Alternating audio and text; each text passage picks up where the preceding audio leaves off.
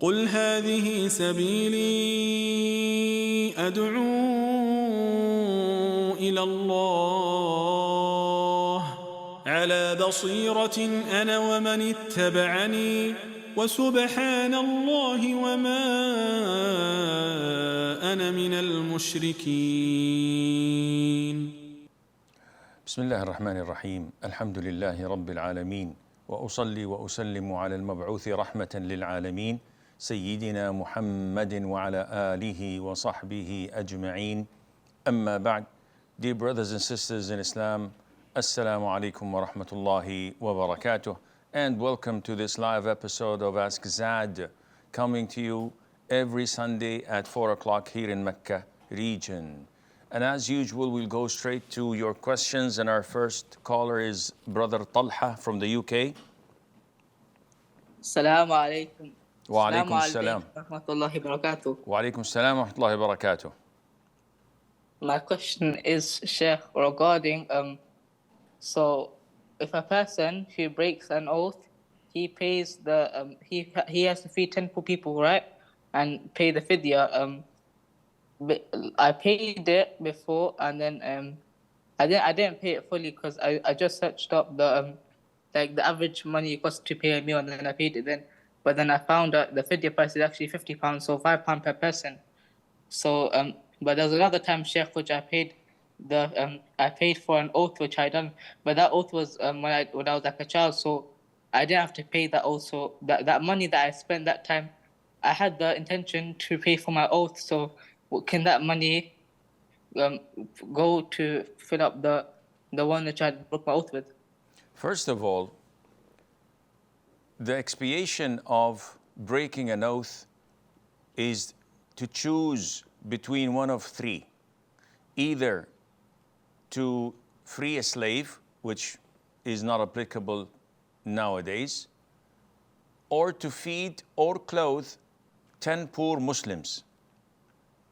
And if a person is unable financially to do any of the previously mentioned three, he has to fast 3 days. Now, the hadith or the ayah specifically states on feeding, which means if you give £5 to a poor Muslim or £50 for 10 poor Muslims, that would not suffice and would not expiate your broken oath, because you have to actually feed them by buying them food and giving it to them. Giving them cash is not sufficient.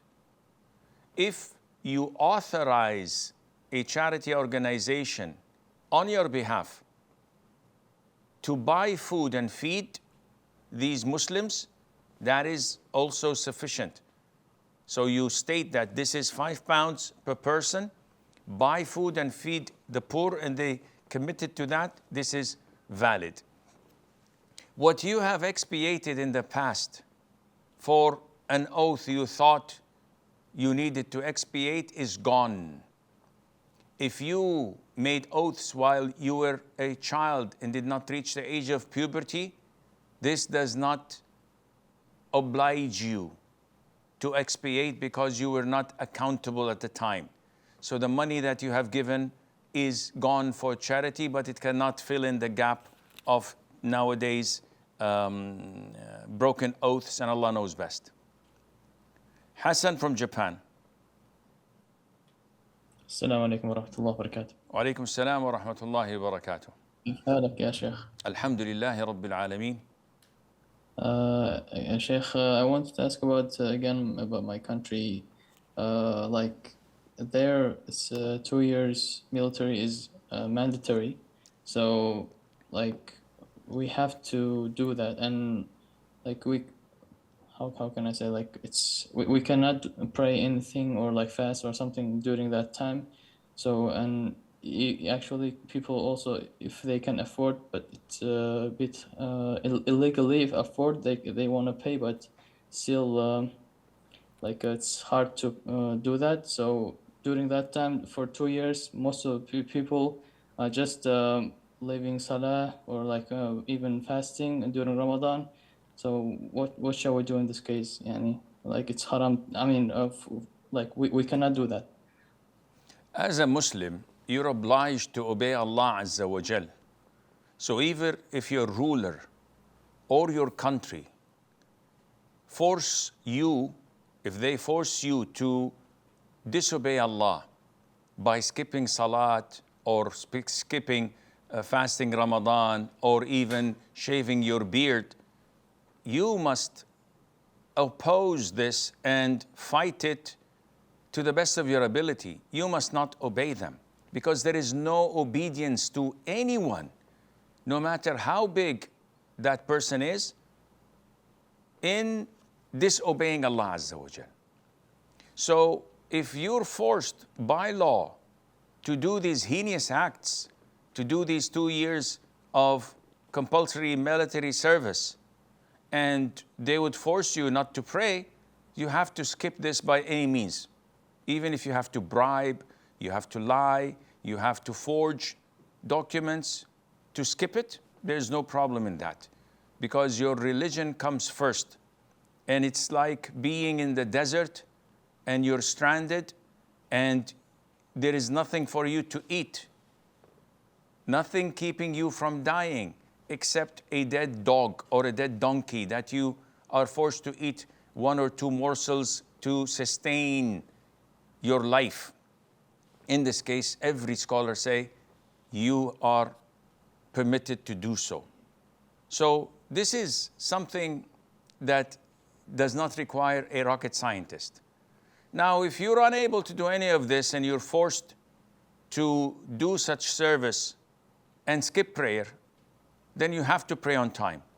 Even if this leads you to be beaten up or thrown in jail, so be it. But you have to pray on time. If you can pray in hiding or combine Dhuhr and Asr due to necessity and still pray on time, that is mandatory. And Allah says in the Quran, فَاتَّقُوا اللَّهَ مَا اسْتَطَعْتُمْ, fear Allah to the best of your ability. And it would be advisable to try and migrate from such an evil country that does not allow you to practice your own Islamic commitment and Islamic religion. This is pathetic. What kind of a country does such evil acts? Abandon them and ditch them and go and migrate to any other country that would give you their citizenship. Mel from Germany. Assalamu alaikum. Wa alaikum salam wa rahmatullahi wa barakatuh. I know that most scholars are of the opinion that if you are on and off with prayer, you are still a Muslim. Yesterday, I missed prayers and I got so panicked and scared because I didn't pray them. I'm convinced of my faith and I'm a practicing Muslima. Alhamdulillah, I'm not a kafir. But I'm afraid that I have left Islam and my marriage is invalid because of the other opinion. What should I do? You should slap yourself once or twice to wake up from your delusions and abandon shaitan's whispering. If you are of this sound mentality, knowing how to present your case and knowing the majority of scholars say that you're not kafir and you're still insisting on being a kafir only to destroy your marriage, you have a problem. You're a wacko. And this is not the first time. You keep on asking the same time privately on the phone, on Twitter, on live TV, as if you just have a death wish. If you want to divorce your husband, go ahead. So no, Sheikh, I don't want to, I love him. You're either lying or you're a wacko. Look what shaitan is doing to you. Take a good look in the mirror. Just stand in the mirror and look. And see how shaitan is in the background laughing his head off. Because no one in his right mind would do such things and keep on asking, is my marriage valid? Oh, when I got married, I didn't actually know the meaning of La ilaha illallah. So am I Muslim? One of the witnesses was this and that. So is my marriage valid? I don't know about my guardian, my father. He was not praying at the time, or he said a joke that may have nullified his Islam. Is my marriage valid? And you keep on asking these questions. You need someone to give you a good whipping, so that these demons would go away and you would concentrate on what gets you closer to Allah, because you're diverting way off track and Allah is angry with you.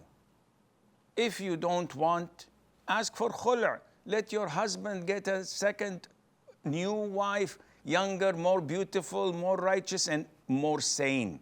That would fill his life with comfort and ease, instead of asking these questions every now and then. May Allah Azza wa Jal purify your head from such whispers of demons and return you back to your sanity.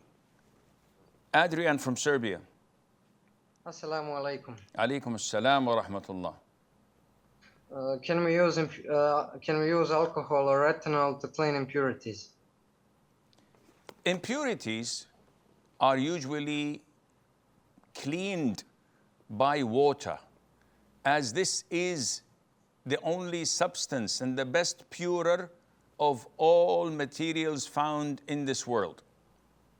However, scholars say, if the essence of the impurity is removed totally and it disappears from existence and none of its three characteristics remain, no color, no smell, and no taste, if it was totally removed by any substance, even if a person did not intend it, that would purify it, insha'Allah. Dafi from Indonesia. Assalamu alaikum, Sheikh. Alaikum assalam wa rahmatullahi wa barakatuh. So, Jum'at khutbah here in my country, we used to say Amin when the khatib pray in the second part of the khutbah. For example, praying like Allahumma gfir lil muslimin wal muslimat wal mu'minina wal mu'minat and al-ahya minhum wal amwat, and all of the jama'ah says Amin. My question is this permissible? To say Ameen to the dua of the Imam, this is permissible. However, it should not be said in a raised voice to avoid the dispute whether we're talking or not. So you just say it in a voice that you hear yourself by saying Ameen. Not by how they do it in so many Muslim countries where the whole masjid is shaken with Ameen and people are shouting their lungs out. This is not the right way of doing it, but inshallah, this does not impact the validity of their prayer. Carlos from Brazil. Assalamu alaikum wa rahmatullahi wa barakatuh. Alaikum assalam wa barakatuh. If the mosque, the masjid closest to me is in another city, and my mother is resistant to me taking the bus and tells me to take an Uber, private driver, which is more expensive, should I obey her? So if I take an Uber, I can't go every Jum'ah. How far is it? It's in a different masjid? A different city? Yes. No, you're not obliged to travel to attend the Jum'ah. If there is no masjid in your city, you can pray Dhuhr without any problem, inshallah. Abdul Hadi from Pakistan. Assalamu alaikum, Sheikh. Alaikum assalam wa rahmatullah. So, Sheikh, I have a question that recently my uncle went on Hajj, and because he was on Hajj, we meet every year on the second day of Eid, but since he was on Hajj, we're going to meet on, I think, on the 28th. And the problem is that whenever my entire family gathers on my uncle's in my uncle's house, so there is not premixing per se, but when we go inside for example, the non-mahrams, they also say salam to other non-mahrams, and then they segregate. Like, for example, the men go in another room, like in another room, and the females go in another room. But non-mahrams do, come in and go out, and they might see each other. So my question is, can I go to this place if I only, say salam to my mahrams and don't talk to any non-mahrams and only sit with my male cousins? No problem. There is no problem in that, inshallah. Juwairian from France. Assalamu alaikum, Sheikh. Alaikum assalam. So, Sheikh, I have a question regarding my mother's health. So she has been diagnosed with intestinal cancer and has undergone 3 surgery. So in the last one, a portion of her intestine was removed and replaced with an artificial one. So despite this, the doctors have recommended that she undergo chemotherapy. However, she is very fearful of the side effects like hair loss and burns. So instead, she prefers to drink camel's milk and urine as a treatment. So is she sinful for not listening to the doctor's advice and rely solely on this alternative remedy? Jazakallah khair. وجزاكم. I am not a medical doctor to be able to help determine which course of treatment she should take. And I've said this in many times that the mixture of camel's milk with a cap, a bottle's cap of camel's urine is a prophetic medicine that is proven scientifically today to cure so many illnesses, including cancer. And a dear friend of mine who used to teach chemistry with me in school for many, many years, got intestine cancer and was or had some of his intestines removed, and the doctors told him that you have only 3 months or 4 months max to live. We cannot do anything, it's widely spread. So he terminated all sorts of healing, and he started doing the camel milk mixed with little urine. And with the grace of Allah, he is totally cured, and this was like 7, 8 years ago, and the guy is still alive and kicking with the grace of Allah. So this is someone I personally know. And this is not from a science fiction book. This is found in Sahih al-Bukhari, in the hadith of the Uraniyin who came and fell sick, and the Prophet ﷺ told them to drink a mixture of milk and little of camel's urine, and they were cured.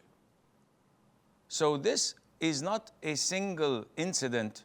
There are so many, many stories similar to that where cancer patients were cured with this.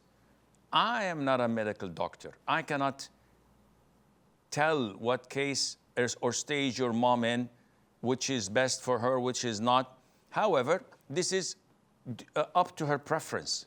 If she feels that the chemotherapy and the radiation is going to have bad side effects and she's not up to it, or the doctors say it is already in a very late stage and the chances of recovery is very slim, in this case, she may refer to the other choice of healing, inshallah, while trusting Allah and making a lot of dua, and Allah Azza wa Jal knows best. Sadman from Bangladesh.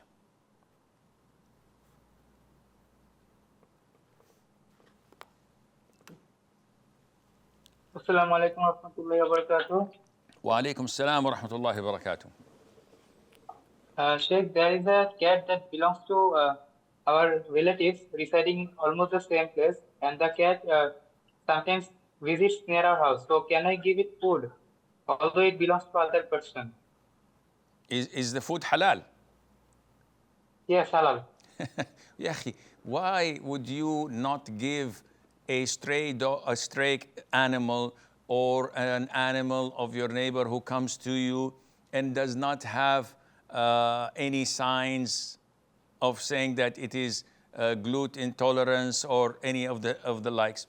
You can give any animal, whether it belongs to your relative, to your neighbors, or doesn't belong to anyone. You can give it food, water, and whatever you wish.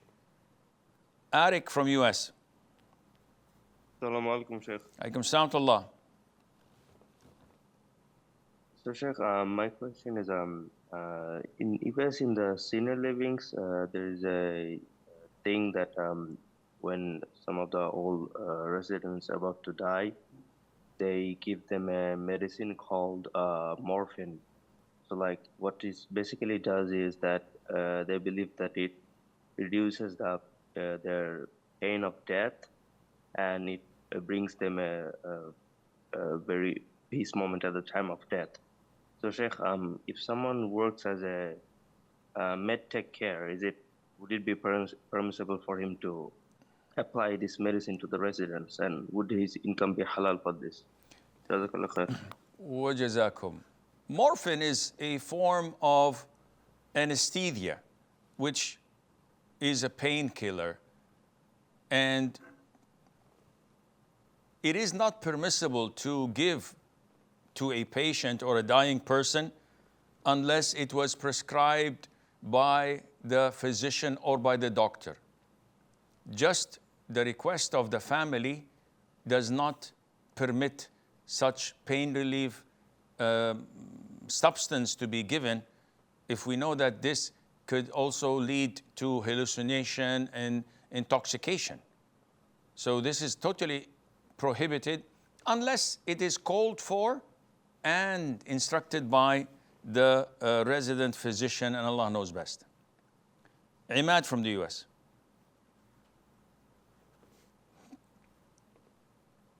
Hello, assalamu alaikum. Imad. Assalamu alaikum. Alaikum salam wa rahmatullah. Assalamu alaikum, Sheikh. So some masjids have a barrier for men and women, and the masjid is built with the qibla slanted. So sometimes in these masajids, there will be men and women praying in the same row when the masjid is packed, but the men's side starts separated, and eventually you have men and women in the same row, but each of their respective sides.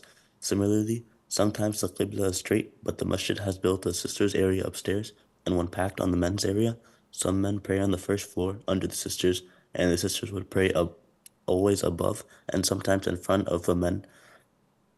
And from one looking at it, from looking at it from an angle. So is this permissible, and is the salah valid? Jazakallah. The salat is valid, especially if we talk about people praying in the second or in the above floor. So women praying on the above floor and men praying in the floor below them is fine. It's not the ideal situation, because the ideal situation is men up front, women at the back. This is the sunnah. But if for one reason or the other this is not followed, as in the case where unfortunately in some places they would have men and women side by side with a partition, this is wrong.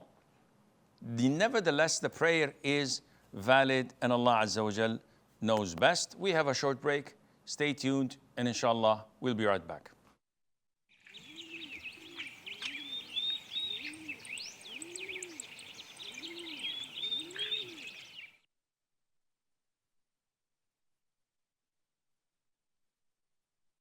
Assalamu alaikum wa rahmatullahi wa barakatuh. Today I'm going to talk about the book Interactions of the Greatest Leader.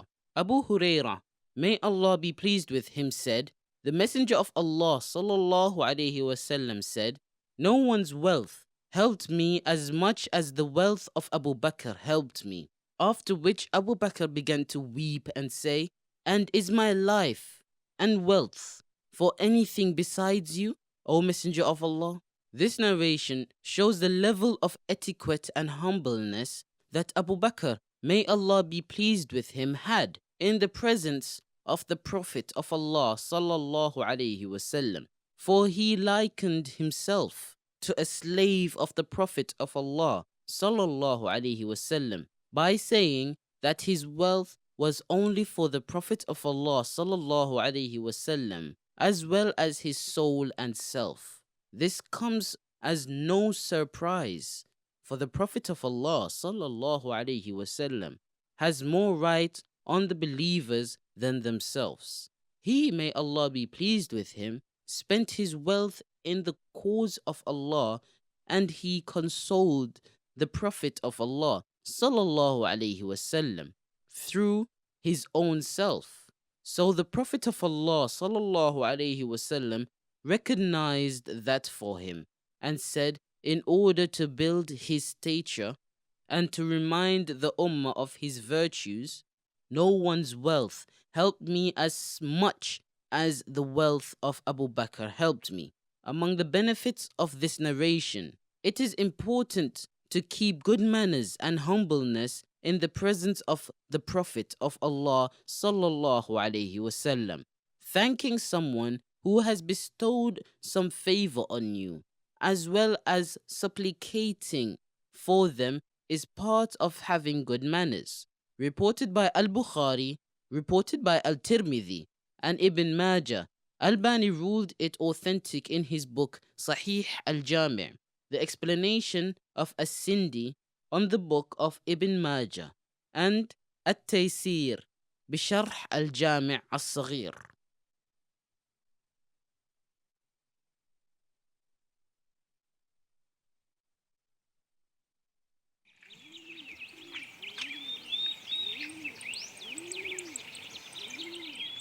Assalamu alaikum wa rahmatullah and welcome back. We have brother Fahim from Bangladesh. Assalamu alaikum, Sheikh. Alaikum assalam wa rahmatullah. Sheikh, by analyzing the activities of Sahaba, the Imam at our mosque advised us that if both me and my relatives are offering Qurbani, it's highly recommended not to exchange meat between ourselves, but to find relatives who couldn't afford Qurbani, because they are the ones who are truly in need of that meat.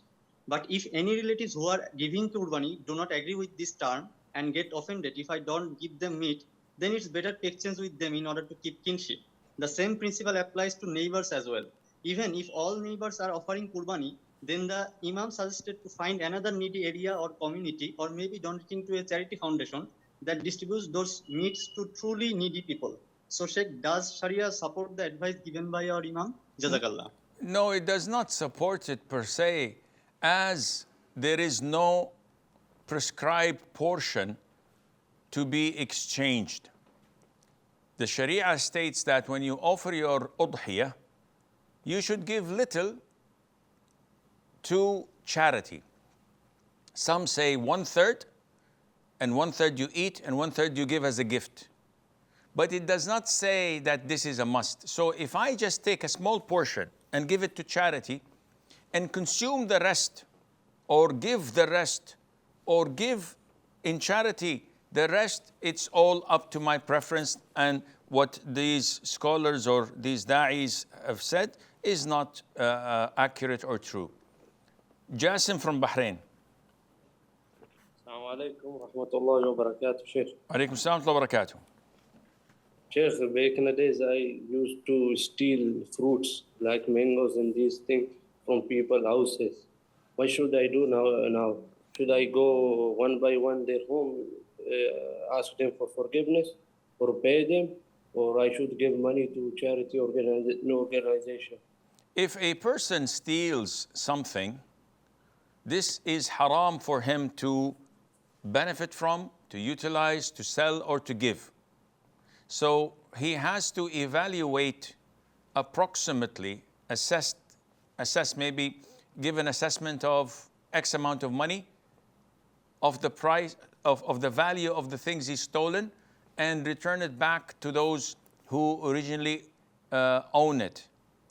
If he knows them very well, and he knows how kind they are, he would say to them, listen, when I was young, I did heinous things. I stole some of your mangoes or your fruits, so forgive me. I'd like to give you a gift in compensation. What would you like? If they say, may Allah forgive you, it's gone, alhamdulillah. If they say that you give us this and that and they're happy with that, this is sufficient, inshallah. Muhammad from Southeast Asia. Assalamu alaikum, Sheikh. Alaikum salam. If a person is unemployed or in action, I cannot understand a word of what you're saying. if the relatives follow the opinion. Okay, I think we go to the following questioner. Nazli from Azerbaijan. Assalamu alaikum wa rahmatullahi wa barakatuh. Wa alaikum salam wa barakatuh.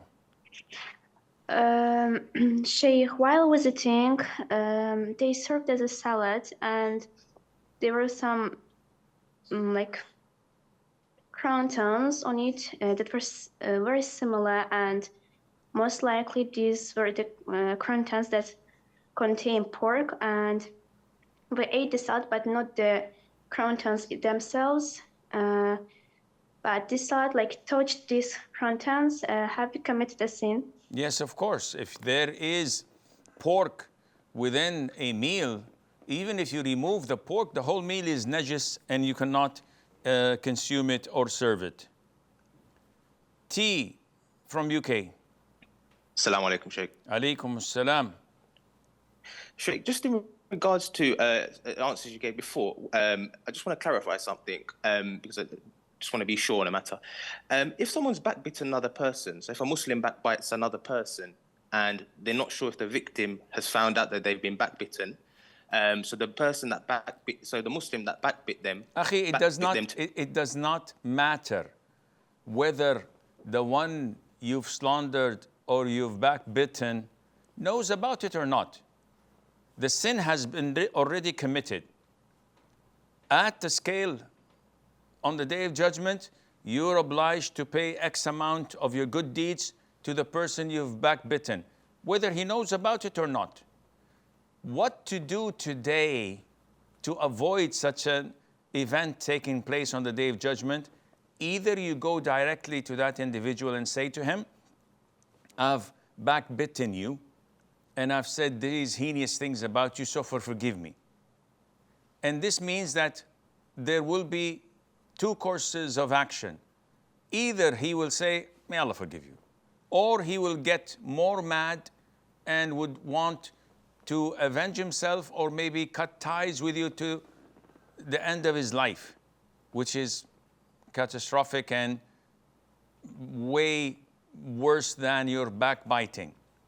If you know that this is going to happen, then do not go and approach that individual, whether he knows about it or he does not know about it, to seek his forgiveness, because it's going to lead to more evil.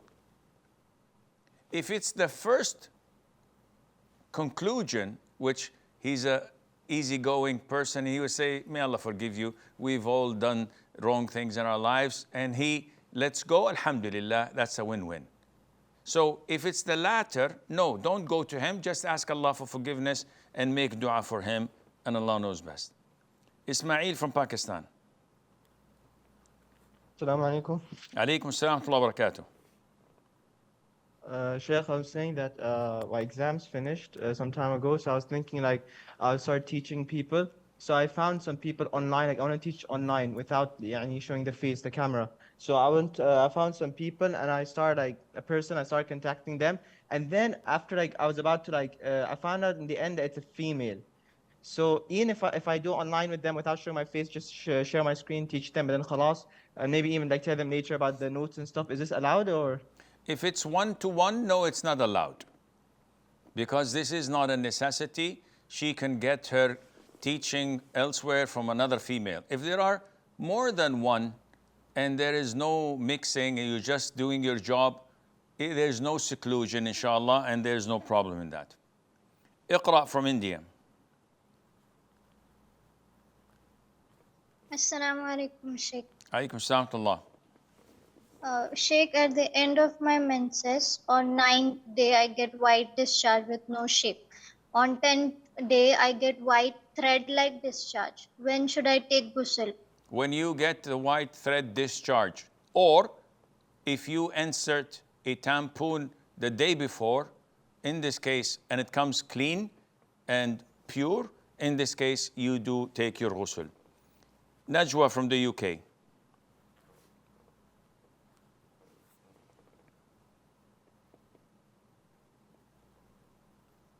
Najwa?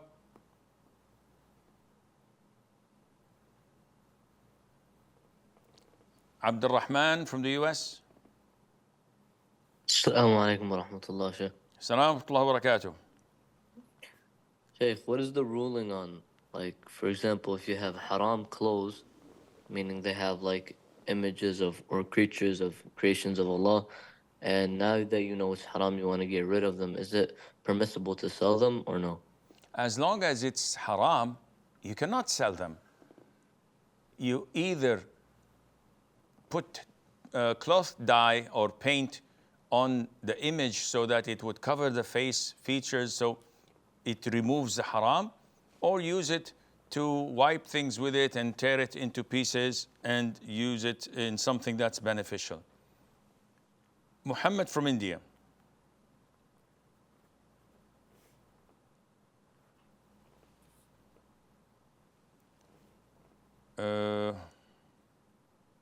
Diyar from Kosovo. Assalamu alaikum, Sheikh. Alaikum salam wa barakatuh. Sheikh, is it permissible to work in a water distribution job where you have to send water to coffee shops which have alcohol there in their walls and serve it, but you just have to leave the water there, get the money and leave? Is this permissible? Yes, Jazakallah. yes, this is permissible, inshallah, because you're selling a halal item, and there is nothing wrong in that, بإذن. Bilal from Pakistan.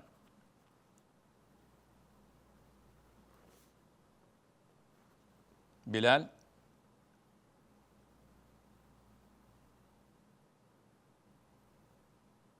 Assalamu alaikum. Alaikum assalam wa rahmatullah. How are you? I'm fine. Sheikh, my question was that I wanted to ask for the ruling on video games, like which games are halal and haram, because there's this one game which like a lot of my friends play. It's called Fortnite, where like you have to kill people, and like there's a element in which you like bring back dead from alive. I mean alive from dead. I wanted to ask like what's the ruling on such games? There is no such generic ruling on games. So any game that has haram elements in them, such as having the power to bring the dead back to life, to resurrect them, or something that deals with zombies and crosses, or a game that involves shooting and killing of civilians or others, which endorses violence like this, all of this is not permissible, and it is haram in my own point of view, and Allah knows best. Iman from Qatar. Assalamu alaikum. Alaikum salam wa barakatuh. Sheikh, I have a friend that does not wear hijab and uses swear words a lot. From time to time, she backbites and gossips. I'm like shy to encourage good and forbid evil, but once I did advise her and she was happy and listened to my advice. I also made istikhara, and I'm pretty sure my response to the istikhara was like a few YouTube videos being recommended to me about like if your friends are not righteous, you will be enemies with that friends on the day of judgment, and videos like that.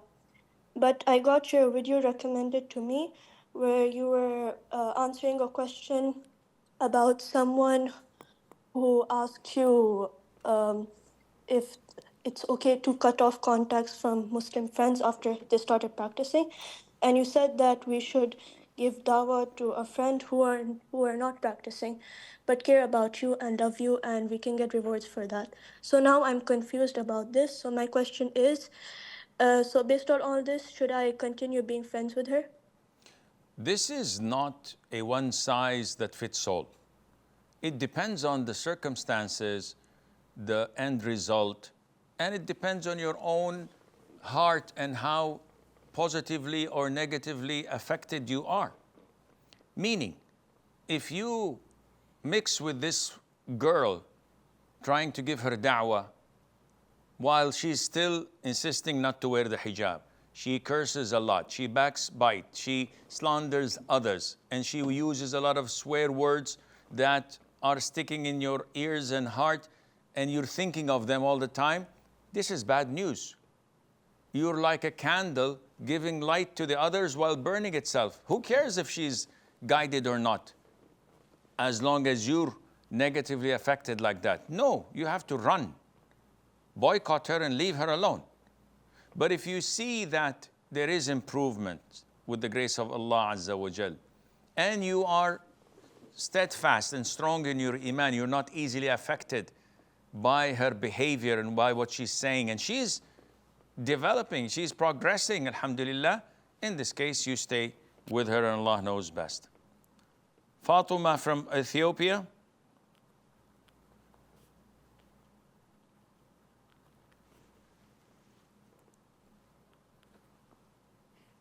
Fatuma. Ilyas from the Emirates.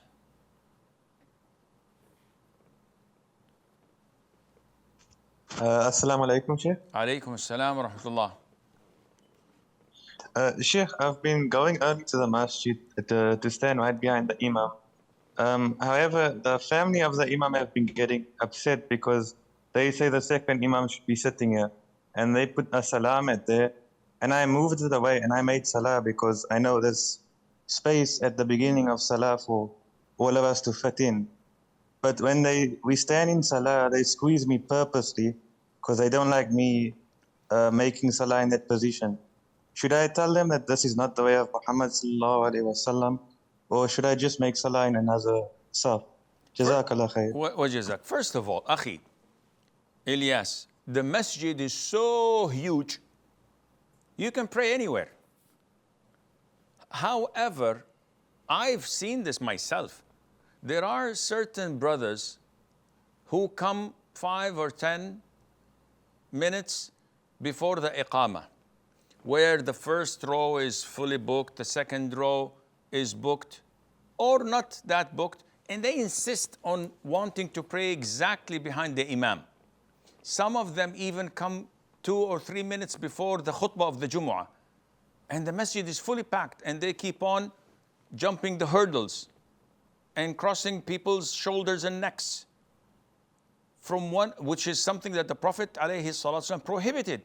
They don't care. They keep on jumping and jumping rows from the very back till behind the imam.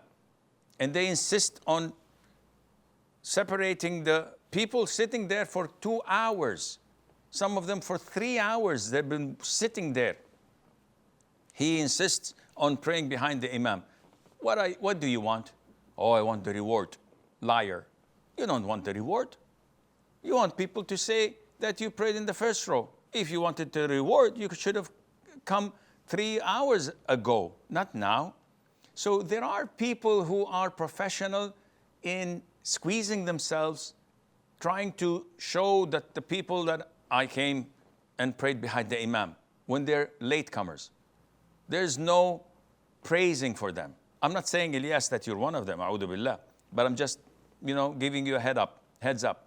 Now, if you come and there is a place and you know that this is reserved for the deputy imam, just in case something happens to the imam, he has to deputize someone else to pray, and you insist on praying there.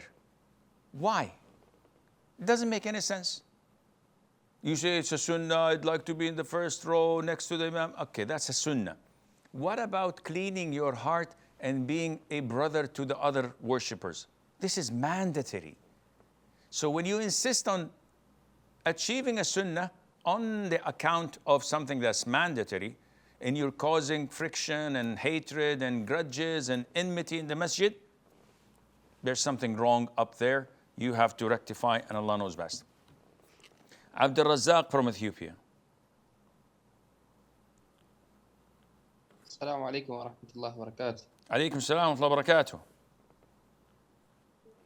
Sheikh, is it permissible that the business can be now currently expanded verily on social media that can, especially on Telegram,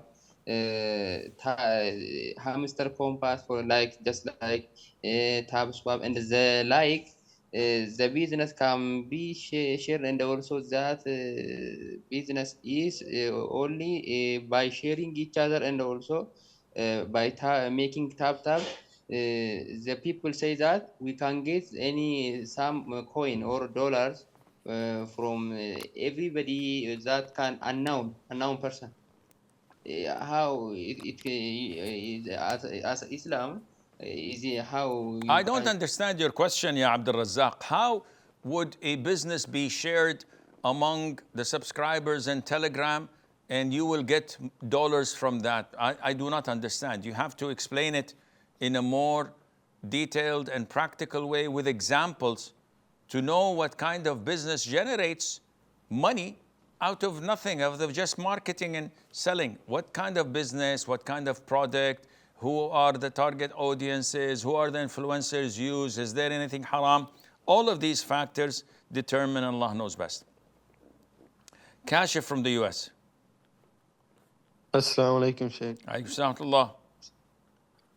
Sheikh, when getting a haircut, like some people they get like above the sideburns, they get like a straight line like around there, and then behind the ears and behind the neck, they get that part like straightened out. So is this permissible? There's no problem in doing that. In the old times, that would be something not recommended, as reported by Ibn al-Qayyim rahimahullah, that Imam Ahmad used to say that this is the doing of al-Ajam, of the non-Muslims, the Romans, the Byzantines, and the Persians, and the like.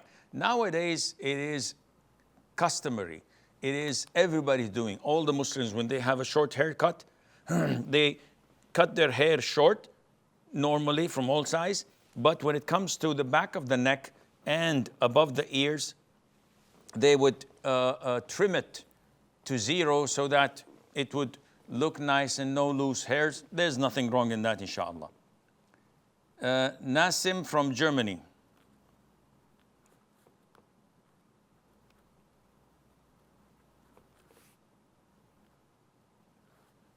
Nasim?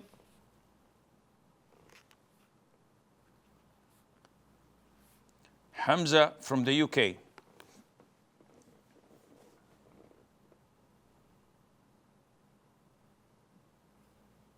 Assalamu alaikum. Alaikum assalam wa rahmatullah. Sheikh, I got this question once, and I just want to justify it as well. So I recently got this book called The Sealed Nectar, and I've been trying to find the answer in the book. I couldn't, so I don't know what to do. Can you justify why Muhammad sallallahu alaihi wasallam married Aisha? Why not? At such a young age. Come again? Why did the Prophet marry Aisha at such a young age? Why not? What's the problem? I don't understand, to be honest, because many people say that it's a bit strange and Akhi. You don't care or give any attention to what others say. If you have unconditional love to the Prophet ﷺ, if your conviction of the Quran, the belief in Islam is unequivocal, there is no doubt in it, you should not even listen to dogs when they bark, as we don't fall on our hands and knees to bark back. I've said this so many times, I've explained it in a prolonged video clip answer. It's on my YouTube channel. You go and check it, and you'll find that the Prophet ﷺ did not marry Aisha except because Allah ordered him to do so. And Aisha was engaged before the Prophet ﷺ proposed, when she was that young.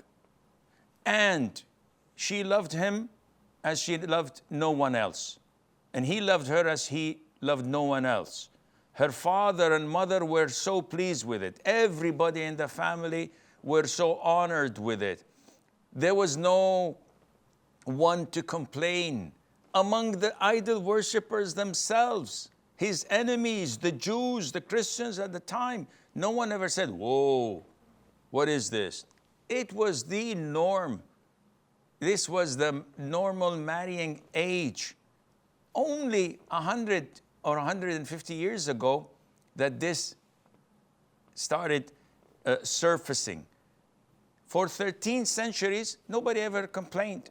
It was normal. So don't listen to the dogs when they bark, because this is the only thing they found to be dubious in their sick minds, and those among the Muslims who have weak iman may be fooled by it and may listen to them. May Allah protect us all. Ibrahim from the UK. Assalamu alaikum wa rahmatullahi wa barakatuh, Sheikh. Alaikum assalam wa rahmatullahi wa barakatuh. Sheikh, how can a Muslim begin to seek knowledge? Is it by starting with the memorization of the Quran? Is it by fiqh? Is it by aqidah? جزاك الله شيخ. وجزاك. أخي, it's not one size that fits all. Your fingers are different. Your mood is different. Sometimes you have this power, enthusiasm to go full force and full speed ahead. Sometimes you feel a little bit down. So it all depends on what you're lacking.